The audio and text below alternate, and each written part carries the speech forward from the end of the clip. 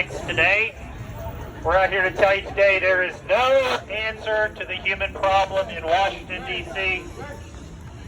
That's not going to change whether Kamala Harris gets elected or if Donald Trump gets elected. That's not going to change. It's not going to change the human heart, because the real problem, guys, the real problem, and you know it, is the problem of the human heart. Kamala Harris cannot give you a new heart. Donald Trump cannot give you a new heart. But Jesus Christ can. Amen? Come over here. Come here. Come here. You can mark one for me. All right, I got you. I got you. Changing lives. There you go. Jesus Christ has been changing lives for the last 2,000 years. He can change your life. He can change your heart. He can change mine.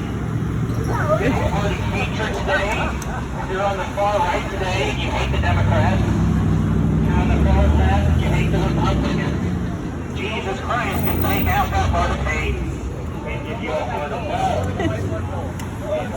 Jesus actually said, he said that we should love our enemies, right? Who are your enemies today? Who are your enemies? Is Kamala Harris telling you to love your enemies today? Is Donald Trump telling you to love your enemies today? Notice how neither side does that, guys. But Jesus Christ says to love your enemies, to pray for those who hate you and spitefully use you.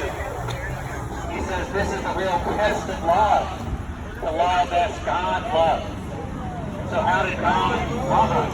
The Bible tells us in John 3:16, it says, for God so loved the world. God loved the world in this way. They gave his one and only Son, that whoever believes in him should not perish, but have everlasting life. For God did not send his Son into the world to condemn the world, but Jesus came so that sinners like you and me might be saved, might be reconciled to God. The GOP cannot reconcile you to God. The leftists, the so-called progressives, cannot achieve any progress in terms of the salvation of your heart. But Jesus Christ can. He can baptize you in the Holy Spirit. Jesus Christ can make you a new creation. That's your deepest need today. It's not better politics. If the biggest need of America today is not a closed border, the biggest problem is not immigration, the biggest problem is not abortion. The greatest problem, guys, is the problem of the human heart. It's the human condition. Alexander Solzhenitsyn says that the fine line dividing good and evil goes down the middle of the human heart. You guys, it's personal. It's a matter of our hearts, and none of us have a heart. We all struggle with hatred. This nation has never been more divided than it has been in the last 4 years, 4.5 years or so.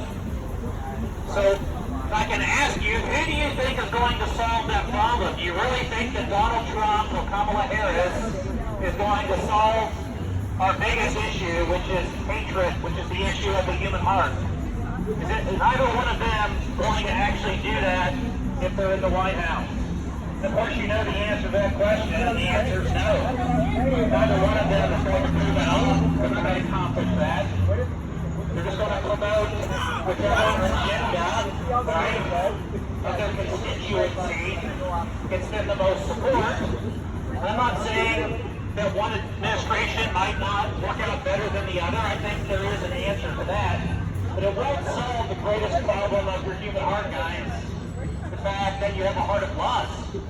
The fact that you have a heart of pride and selfishness. The motto of our day is, you do, you do. That this life is supposed to be all about you. Let me possibly submit to you. Let me submit to you. Maybe life is not supposed to be all about you. Right? Maybe, just maybe, that is a false slogan of the day. That maybe, just maybe, this is not your world, it's not mine. I didn't create it, you didn't create it. So maybe we're not supposed to be living lives all for ourselves.